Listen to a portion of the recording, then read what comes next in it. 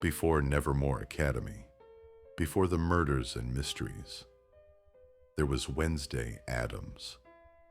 But who was she before the series began? What strange events shaped the girl who would one day outwit monsters and men alike? Today, we'll uncover the hidden past of Wednesday Addams, from her unusual childhood experiments to her earliest rivalries and the family traditions that molded her into the macabre heroine we know today. And at the end, we'll reveal one chilling secret that even the series never dared to explore. Before Wednesday ever set foot in the halls of Nevermore, her life was already a string of bizarre experiments and carefully crafted mischief. While other children collected dolls and stickers, Wednesday collected venomous pets. Her most beloved companion was Nero, a pet scorpion she raised like others would raise a puppy. But to her, Nero was not just a pet. He was a partner in crime, a creature as misunderstood and dangerous as she wished to be. And when the world denied her interests, she invented her own games, deadly ones. Where most children built pillow forts, Wednesday designed elaborate contraptions, traps, devices, and puzzles that tested both her wit and the misfortune of her brother Pugsley. In Addams' lore, there are tales of Wednesday dropping Pugsley into makeshift guillotines, electrifying him in backyard experiments, and tying him to chairs for interrogations. But unlike cruelty, these acts were her way of showing affection. For in the Addams household, pain was not punishment, it was tradition. Sharp wit was always her greatest weapon. Even as a child, Wednesday's tongue was sharper than any blade. Where teachers expected obedience, she offered sarcasm. Where other children sought approval, she sought reactions. To unsettle, to disturb, to remind the world that innocence is merely a mask. Unlike others her age, Wednesday's curiosity was never about play. It was about mortality. The fragility of life fascinated her, and she tested its boundaries with every experiment. Each scorpion sting, each trap sprung on Pugsley, each shocked gasp from the adults around her. It all confirmed her place as something other than ordinary.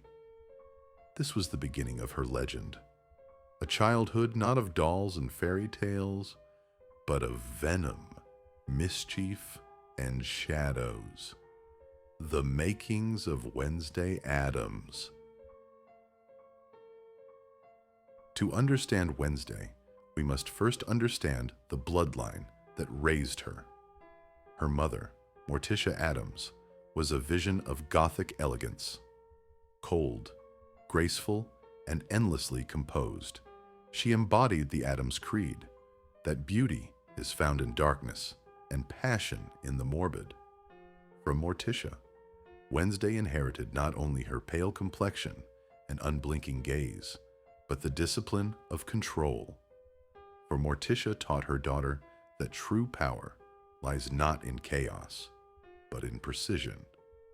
Her father, Gomez, was the opposite in tone, fiery, excitable, brimming with romance and devotion. Where Morticia gave her restraint, Gomez gave her boldness. He adored Wednesday with a reckless enthusiasm, encouraging her to pursue even her strangest curiosities. In his eyes, every scorpion was a treasure, every morbid prank a stroke of genius. And then, of course, there was Pugsley, her brother, her victim, and her most unwilling partner in science. To outsiders, her treatment of him might appear cruel. But within the Addams household, it was a form of sibling love. He was both her test subject and her closest friend, a bond forged through countless experiments, shocks, and narrow escapes. Beyond her immediate family, Wednesday grew up in the long shadow of the Addams ancestry. Her lineage was filled with duelists, witches, alchemists, and scholars of the macabre. Around dinner tables, she heard tales of ancient rituals, bizarre traditions, and ancestors who defied the world by embracing their strangeness. It was here, in the fireside stories of her bloodline, that Wednesday learned a truth she carried all her life. To be an Addams is to be an outsider, and to revel in it. As Wednesday grew older, her peculiarities became impossible to contain within the walls of home. In her earliest school years, she clashed with every teacher and authority figure placed before her. Where rules demanded silence, she spoke. Where conformity was expected, she resisted. Tales spread of her dark essays, her blunt observations about death, and her delight in unnerving classmates. Her conflicts with the world only escalated. Expulsions became routine. The infamous piranha incident was merely the most public of her acts, unleashing a school pool full of carnivorous fish on a group of bullies. While to outsiders it was horrifying, to Wednesday it was justice. In her mind, cruelty deserved creativity. But beneath the chaos was method. Her hobbies included fencing, archery, even interrogation techniques. Each pursuit honed her skills for battles she could not yet name. The world called her a troublemaker. But Wednesday was preparing for war. What truly sets Wednesday apart is not her intellect or her cruelty, but her acceptance of being different. For the Addams family, strangeness is not shame. It is legacy. Where others fear being outsiders, Wednesday thrives in it. She has no desire to belong to the crowd, because she knows that normalcy is an illusion, a mask that hides weakness. Her life before Nevermore was already proof of this philosophy. Every scorpion she kept, every trap she built, every confrontation with authority, they were all declarations of identity. She was not trying to shock the world. She was simply being herself and letting the world tremble around her.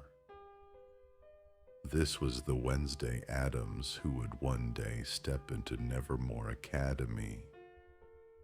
Not a girl in search of herself, but a girl already forged in defiance. The final straw came not with words, but with actions. By the time of the infamous piranha incident, Wednesday's reputation was already sealed. Teachers feared her, classmates avoided her, and schools dreaded her enrollment. To most parents, this would have been a nightmare. But to the Addams family, it was confirmation. Their daughter was precisely what they had raised her to be. And so her parents made a decision. No more ordinary schools. No more teachers who could not understand her. It was time for Wednesday to walk among her own kind, others with gifts, curses, and secrets of their own. It was time for Nevermore Academy. But here lies the twist. For Wednesday, Nevermore was not exile. It was destiny. The Addams family saw punishment. Wednesday saw opportunity. She was not being cast out. She was being unleashed. And so, when we first meet her at Nevermore Academy, Wednesday Addams is not a blank slate. She is the sum of her childhood experiments, her family's shadowed legacy, her endless conflicts with the world, and her embrace of being the eternal outsider. She was not made at Nevermore. She was forged long before it, in venom, in fire, and in shadows. This is the Wednesday Addams who steps into the series we know, sharpened, unafraid, and already legendary. Wednesday Addams is not merely a character on a page or a screen. She is a symbol of rebellion, of individuality, and of the courage to embrace what others fear. Long before she walked the halls of Nevermore, she had already claimed her throne as the queen of outsiders. And perhaps that is why her story never truly ends, because in every generation there is a Wednesday, watching, questioning, daring to stand apart. If you've enjoyed uncovering Wednesday's untold past, stay with us for more journeys into the strange, the shadowed, and the legendary. Hit subscribe and step deeper into the world where secrets never sleep.